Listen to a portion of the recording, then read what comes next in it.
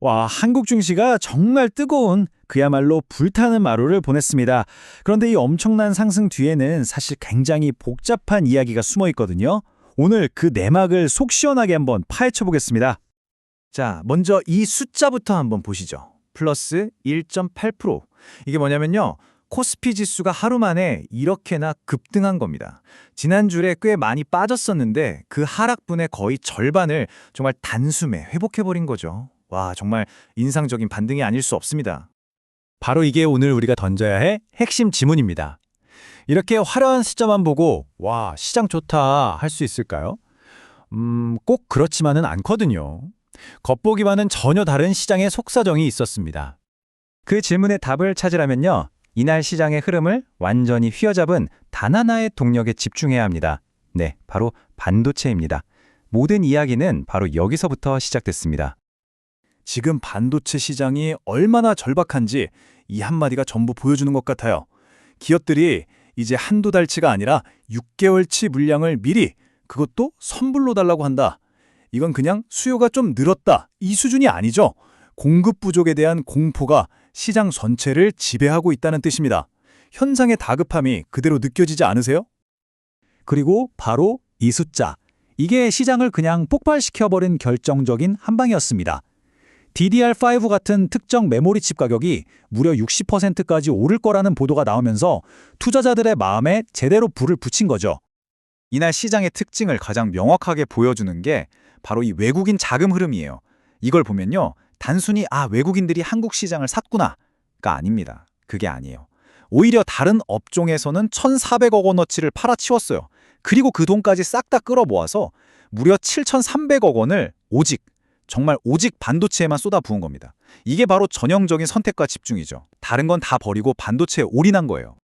자, 반도체가 불씨였다면 이 작은 불씨를 아주 거대한 모닥불로 확 키워버린 바람도 있었습니다. 마침 같은 날 시장 전반의 투자 심리를 확 끌어올린 아주 중요한 호재가 세 가지나 터져나왔거든요. 하나씩 살펴볼까요? 정말 세 겹의 호재가 시장에 활력을 불어넣었습니다. 첫째, 국내에서는 삼성과 현대차 같은 대기업들이 무려 800조 원 규모의 투자 계획을 발표하면서 경제에 대한 강한 자신감을 보여줬고요. 둘째, 해외에서는 투자의 현인 워런 버핏이 구글 주식을 샀다는 소식이 딱 전해지면서 이거 너무 과열된 거 아냐? 하던 AI 분야에 대한 불안감을 싹 잠재워졌죠.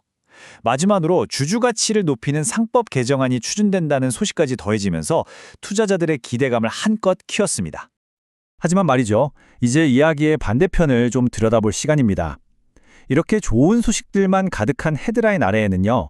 사실 이 시장의 기반이 생각보다 약할 수 있다는 몇 가지 중요한 경고 신호가 숨어 있었습니다.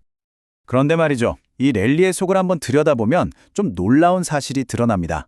만약에 딱 두 종목, 삼성전자랑 SK하이닉스만 뺐다고 가정해 볼게요. 그럼 어떻게 됐을까요?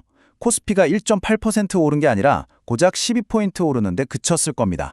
거의 제자리 걸음인 거죠. 심지어 그날 오른 종목보다 내린 종목 수가 더 많았어요. 이게 바로 지수만 보고 와, 시장 좋다 하고 웃을 수 없는 아주 극심한 쏠림 현상의 진짜 모습입니다. 아니 그럼 왜 이렇게 한쪽으로만 돈이 몰렸을까요? 그건 바로 섹터 로테이션, 그러니까 업종 간의 돈이 크게 이사를 갔기 때문입니다. 금리 인하 기대감이 좀 줄어들면서 타격을 입은 바이오나 금융 같은 주식은 팔아버리고요. 그 돈으로 금리 영향은 덜 받으면서 가격 인상이라는 확실한 호재가 있는 반도체 주식만 산 거죠.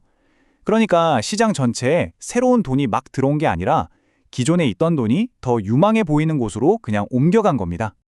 그리고 또 하나의 아주 고전적인 경고 신호가 있습니다. 바로 거래대금인데요. 최근에 하루 평균 한 30조 원 정도 거래가 됐었는데 이날은 22조 원으로 뚝 떨어졌어요. 이렇게 중요한 상승이 오히려 평소보다 더 적은 거래량 위에서 이루어졌다? 이건 많은 투자자들이 아직 이 랠리에 대해 확신을 못하고 좀 관망하고 있다는 의미로 해석될 수 있거든요. 여기서 우리가 꼭 알아야 할 개념이 하나 나옵니다. 바로 CTA 펀드라는 건데요. 좀 어려워 보이지만 간단해요. 그냥 시장의 추세를 따라서 자동으로 사고 파는 거대한 로봇 펀드라고 생각하시면 됩니다. 시장이 오를 땐 따라서 막 사고 내릴 땐 따라서 막 팔면서 시장의 쏠림 현상을 훨씬 더 심하게 만드는 역할을 하죠. 근데 이 CTA 펀드가 왜 양날의 검이냐면 이 로봇 알고리즘에는 감정이 없기 때문이에요. 어제까지 시장을 끌어올리던 그 엄청난 매수세가 상승 추세가 아주 살짝만 꺾이는 순간 순식간에 거대한 매도 폭탄으로 돌변할 수 있습니다. 뱅크 오브 아메리카 같은 기관들이 바로 이걸 경고하는 거예요. 작은 하락이 이 로봇들의 자동 매도를 촉발시키고 그게 시장 전체를 뒤흔드는 큰 충격으로 번질 수 있다는 거. 이게 바로 지금 시장에 숨어있는 가장 큰 잠재적 위험입니다. 자, 그렇다면 앞으로 우리는 도대체 뭘 지켜봐야 할까요? 이날의 이 뜨거운 랠리가 진짜 배기인지 아니면 그냥 반짝하고 사라질 신기루인지 판가름할 몇 가지 아주 중요한 시험대가 우리를 기다리고 있습니다. 핵심은 딱 이 세 가지입니다. 첫째, AI 칩의 절대 강자죠. 엔비디아의 실적 발표가 전 세계 반도체 투자 심리를 결정할 거고요. 둘째, 미국 FOMC 의사록이 공개되는데 이걸 보면 앞으로 금리 정책이 어떻게 될지 방향을 엿볼 수 있을 겁니다. 그리고 마지막으로 가장 중요한 것 중 하나죠. 이날 우리 시장에 들어왔던 그 외국인 자금이 계속 머무르는지 아니면 다시 썰물처럼 빠져나가는지를 매일매일 확인해야 합니다. 결국 모든 이야기는 이 질문 하나로 돌아옵니다. 우리가 목격한 이 엄청난 급등은 과연 새로운 상승장의 출발 신호탄일까요? 아니면 단 하나의 산업에 모든 걸 걸어버린 언제 무너질지 모르는 아슬아슬한 외줄타기였을까요? 시장은 우리에게 계속해서 질문을 던지고 있습니다.